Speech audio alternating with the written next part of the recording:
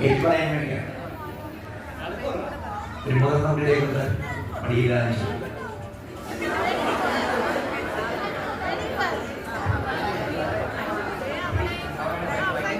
എന്റെ അമ്മയാണ് സത്യം. ഉറപ്പുറല്ല കുട്ടികൾ. എന്റെ അമ്മയാണ് സത്യം, അച്ഛനാണ് സത്യം. കളിക്കാട് ശിവനിലയിലെ ശ്രീ പരമേശ്വരൻ പാർവതി ദേവിയാണ് സത്യം. എന്റെ അമ്മയും അച്ഛനും അറിയാതെ ഞാൻ വിവാഹം കഴിക്കില്ല.